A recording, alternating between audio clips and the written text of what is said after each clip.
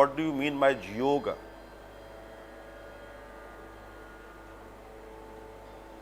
What do you mean by yoga? क्या यही सिर्फ योग है? सांसों को रोकना ही योग है, या योग इससे भी ऊपर की कोई चीज है? जब एक योगी अपने आप को योग के शिखर पर पहुंचाता है तो उसकी ऊर्जा इतनी होती है कि कई लोगों का कल्याण सिर्फ ऊर्जा करती है। जब एक दीपक जलता है तो निश्चित उससे प्रकाश होता है, और वहां तक होता है जहां दीपक नहीं भी होता, उसका ऑरा इतना बड़ा होता है।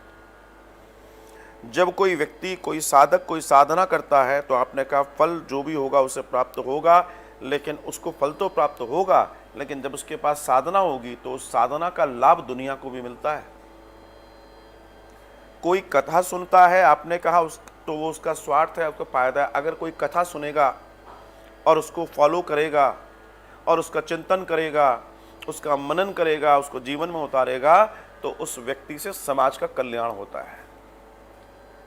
सत्संग फिर सत्कर्म कराता है, और सत्कर्म दुनिया में अपने लिए नहीं होता। अगर कोई ये कहे कि मैं प्रसाद बांट रहा हूं, मैं कपड़े बांट रहा हूं, आपकी नज़र में वो ये हो सकता है अरे ये तो अपने स्वार्थ के लिए कपड़े बांट रहा है, ये आपकी अपनी सोच हो सकती है। लेकिन दूसरा विचार ये है, उसको तो कपड़े बांटने, और मैं कहता हूं अगर 50 लोगों के तन को ढकने के बाद वो कहता है ये मेरा स्वार्थ है, तो मैं कहता हूं ये स्वार्थ बहुत अच्छा है।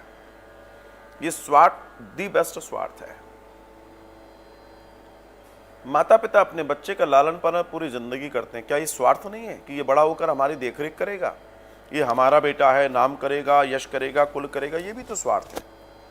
इसके लिए भी आप कुछ कह दीजिए तो क्या माता पिता करना छोड़ दें? फिर तो और आगे चलते हैं, फिर तो भगवान को भी पृथ्वी नहीं बनानी चाहिए, लोक नहीं बनाना चाहिए, क्योंकि ये हम होंगे तो उनकी पूजा करेंगे। शायद हो सकता है भगवान ने हमें इसलिए बनाया हो कि मेरी पूजा करते रहें, ये भगवान का स्वार्थ हो सकता है। साफ समझने का प्रयास कीजिए। योग की शक्ति का लाभ योगी से ज्यादा दुनिया को होता है। साधक की साधना का लाभ उस साधक से ज्यादा दुनिया को होता है।